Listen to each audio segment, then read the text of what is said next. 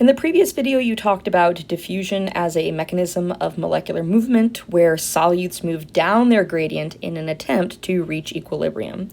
So really quickly, to kind of help us with our discussions, let's throw up sort of a schematic of a cell. We'll pretend this circle is our cell, and we will pretend that the black circles represent some type of solute. And so it can be whatever solute you want. You can make it glucose, you could make it some other type of sugar, but it is our solute. We can see that the concentration of our solute is higher inside of the cell and lower outside of the cell. So if diffusion was going to occur, then we would expect the solutes to go from inside to outside. That is the movement that we would expect with diffusion. Now, for that to happen, something needs to be true, and that is the solute has to have a way of getting out of the cell. It either has to go through the cell membrane by itself, so if it's something small or nonpolar, or it has to have a specific transport protein. If the solute can't get across the membrane either way, then diffusion is not going to be possible here. So the question is, if we can't do diffusion, if whatever this is impermeable, is there any other way that we can reach equilibrium? So for this to be diffusion, whatever this is must be permeable.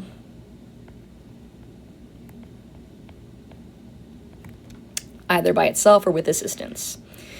If it's not permeable, there is still another option kind of at our disposal. Remember, solutions are comprised of two things. They're comprised of solutes and they are comprised of solvents.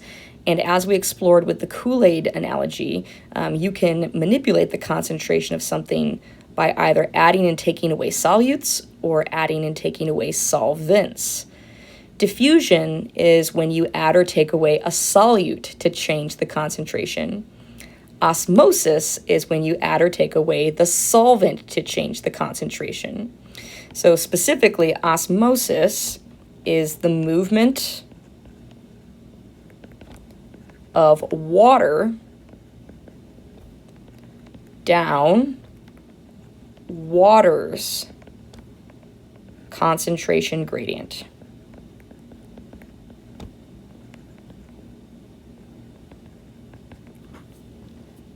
Okay, and this is going to happen, so this occurs when solutes are impermeable. So in essence, we start moving the water because we're not able to move the solute. Get rid of that E right there. Okay, so let's see what that might look like in this picture. It's a bit backwards from what people would anticipate. In this picture, you are looking at where the solutes are at. Those are the black dots. You don't really see the relative amount of water, but let's take a minute to add it in, okay? Keep in mind, there's a finite amount of space. So the more solute you have, the less room there are or is for water molecules. So I'm not going to draw water dots to completely fill this circle, just kind of a relative to show you. So let's say that we have that much water on the inside. The outside of the cell here has fewer solutes, so there's a lot more room for water. Okay.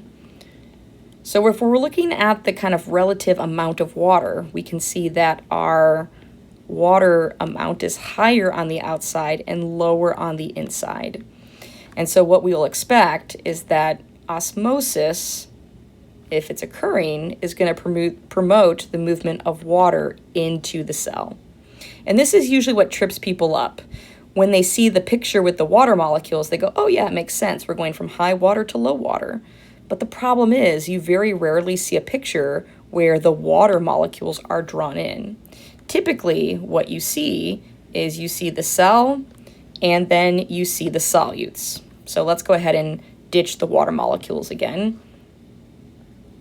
So you're usually looking at a picture that looks something like this, where the solutes are drawn in, and people remember the high to low part, and so they go, oh, inside to outside. Again, if that was diffusion, I would be on board with that. But if we're talking about osmosis, the water would have to enter the cell to try and get them to go towards equilibrium. There's a slightly easier way, I think, to remember this, or a tagline that I learned from a coworker that I think really helps. And that is to remember that when osmosis is concerned, water moves to dilute. So if you're looking at two spaces where the concentration is different, the water is going to move towards the higher solute concentration to try and dilute it. As we add water to the inside of the cell, it's going to cause the high concentration inside the cell to slowly drop. As water leaves the outside of the cell, its concentration is going to go up until they eventually reach each other. Okay, so water is going to move to dilute, and not only is osmosis going to move the water down water's gradient, but it's going to be still attempting the same end goal as diffusion, which is that osmosis is going to move towards equilibrium. So if you think about it, we have the same end goal here as diffusion, which is to get a concentration gradient to be evened out. It's just in this case, we're moving water instead of the solute. Because we're going down the gradient of the thing that is moving, this is considered a passive form of movement, so we do not need an input of ATP. We are simply going to rely upon the energy that the water molecules already possess. So, osmosis is the movement of water down water's gradient towards a state of equilibrium. It's passive and does not require an input of ATP. And the one thing you have to be careful about is that since you're looking at the picture of the solutes most of the time, you might be inclined to think water is going the way it's not. So remember to yourself, water moves to dilute that higher concentration of impermeable solutes. Speaking of which, that's really the key here, right? Osmosis is going to really kick in and be taking place when you have solutes that are impermeable and cannot move across the cell membrane. We actually have a term that helps us quantify how many non-permeable solutes are present in a solution, and that term is tonicity. Okay, so tonicity is the sum of all non-permeable substances or solutes in a solution, and there could be more than one. Right? So for example, if you had a solution that was comprised of glucose and it was comprised of urea and it was comprised of potassium ions. If there were transport proteins for glucose, so if this was able to move across membrane, whether that's with a transport protein or on its own, it doesn't matter. If it can get across the membrane, it's not going to factor into the tonicity. If we're saying that these cannot move, they don't have the ability to go across the membrane, they don't have a transport protein, then the sum of those two things would be what factors into the tonicity of the solution. And the tonicity is what's going to really drive the movement of water. So we could say with this new definition that water will move via osmosis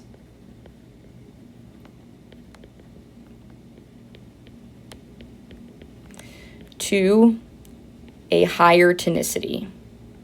It's going to move to where there is a greater amount of non-permeable solutes because it's going to attempt to dilute them. Okay, so let's see that kind of play out, because where we're going to really care about it is with the movement of things into and out of cells. That's the context in biology where we really care about osmosis. Where a cell is concerned, there's basically 3 different states of tonicity that can exist, and we're going to talk about where water would move in each of those states and how that would change the response of the cell if it was an animal cell versus a plant cell. Okay, let's start first with cells being placed into hypertonic solutions. These terms are talking about the tonicity of the solution that the cell is in compared to the tonicity that's inside of the cell. So let's think about these prefixes for a minute, because it's really going to help us flesh out what's happening here. Hyper is a prefix that means above or greater than. So if we're saying hypertonic, essentially what we're saying is that the tonicity of the solution around the cell is higher than the tonicity that's inside the cell, okay? So that outside solution has a higher tonicity, and the inside solution of the cell has a lower tonicity. Water is always going to move towards the higher tonicity to try and dilute it.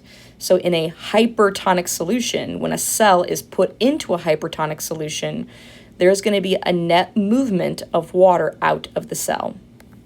Now in this picture, the arrows represent the movement of water, the blue arrows. And you'll notice that there is an arrow facing in each direction. And that's because, due to random movement, you're always going to have some water entering and some water exiting the cell, just through random kinetic motion. However, you can tell that the arrow facing out of the cell is much fatter and bigger than the one facing in. So this is where we would say that there is going to be net movement out of the cell. You will have more water exiting the cell via osmosis than water that randomly enters due to its kinetic energy. Okay. Now, how does that play out? Well, if you're losing water, then what's going to happen is the volume of water inside of the cell is going to decrease. But that's going to have a different effect on animal cells versus plant cells because they have different exteriors. I like to think about animal cells as kind of being analogous to a water balloon. Latex is very flexible, and the shape and size of balloons can change dramatically when you either add water or take it away. Imagine a water balloon that you let water escape from. The balloon eventually starts to shrivel up. And that's what we see happen with animal cells. The cell membrane that an animal cell possesses, and I will do the cell membrane in red here. So here's my cell membrane. The cell membrane is very flexible, just like the balloon. Okay, so if you let water out of the cell, then the cell membrane is going to allow for the cell overall to shrivel. So kind of what you would see over time is a shriveled up cell. But plants, even though they still lose water when they're in hypertonic solutions, so the volume of liquid on the inside goes down, their outside cell shape doesn't change. And the reason why is because they have these rigid cell walls. So in my picture, I'll make sort of you've got the cell wall, which is on the exterior, and the cell wall is very rigid. I like to think about it as sort of being like Tupperware. If you have a plastic Tupperware container, the Tupperware doesn't change its shape or its size when you add water or take it away, right? Now on the inside of that Tupperware is going to be your flexible plasma membrane. So plant cells have both flexible membranes and rigid cell walls. What we find is that as water leaves the interior of the cell membrane shrivels, but the cell wall doesn't. You can see that taking place in this picture here. Here is your cell membrane, and you can see that it has separated from the cell wall. This phenomenon has a name. It's called plasmolysis. Because the inside of the cell is not filled with water, there's not as much pressure pushing on the cell walls. And as a result, there is a decrease in something we call turgor pressure. So when plants tend to lose water from their cells aren't quite as stiff. And if this was a plant lacking bark, you would be able to see this physically because the plant would look wilted.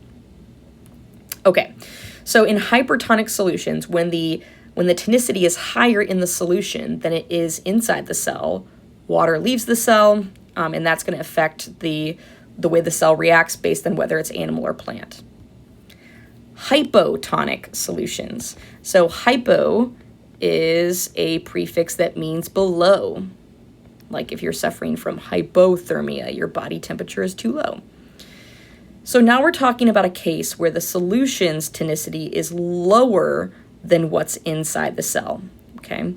So now our higher tonicity is inside the cell, and the tonicity is lower outside the cell. Since water moves towards the higher tonicity, water is going to have a net movement into the cell, meaning the liquid volume inside the cell is going to go up. Well, if you have ever tried to fill the water balloon, you know that there is a limit. You can add water, it expands, it expands, it expands, and then finally it reaches its breaking point. The latex cannot hold anymore, it can't stretch anymore, and it pops. This is essentially what happens with animal cells. If they take on too much water, they lyse. And lyse is just, a fancy word for saying that they are going to burst or pop open, and their inner contents will be released, and that cell is effectively dead at that point. As you can imagine, this is not an ideal state for the animal cells. On the flip side, again, think about a Tupperware container. Would you be able to add enough liquid to a Tupperware container to make it break open? No, probably not, right? Sometimes Tupperware has a little bit of give to it, so like the edges might bow out slightly, but it's not going to break. And this is the same thing with plant cells. When the plant cell takes in water, it's going to become very, very firm. Having added in all that extra water, it's going to have a very high turgor pressure. So all of that liquid that's on the inside of the cell is going to sort of push outward on the walls, making it that nice and firm shape, but it is not going to lyse. And the reason why is because that rigid cell wall is going to prevent it from breaking open. Okay, so in hypotonic solutions, we're talking about a case where the tonicity is lower in the outside solution than it is on the inside, aka there's more non-permeable things inside the cell. There's a net movement of water in, and that affects the cell volume. Lastly, we have isotonic solutions. So if you kind of think back to your days of geometry with an isosceles triangle, where the two base angles are equal, iso means the same or equal. These are cases where the tonicity inside of the cell is equal to the tonicity outside the cell. In essence, the non-permeable things are at equilibrium. And as such, there is no net movement of water. There is still movement, right? There's always going to be movement because of that kinetic energy. But you can see now that the arrows going in opposite directions are the same size. In essence, we're saying that any water that enters the cell is going to be balanced by the water that exits the cell. So there will be no gain or overall loss of liquid volume in the cell. And as such, the cells are just going to maintain their base shape and not fluctuate at all. In terms of what is ideal for the different cell types, it depends on if we're talking about animals or plants. Typically, we would say that for an animal cell, this is going to be ideal. We want isotonic solutions most of the time because we really don't want the cells to typically shrivel, and we definitely don't want them to lyse. So isotonic solutions are often the desired state inside of animal cells. On the flip side, plant cells are a little bit different. You might think initially that isotonic is also ideal, but a lot of plants thrive off of having high turgor pressure because it helps the plant stand more erect. They don't have a skeleton, so they have to rely on other things, one of those being turgor pressure. So technically, for plants, kind of an ideal situation would be for them to be in a hypotonic solution so that they take in water and that their cells are nice and firm.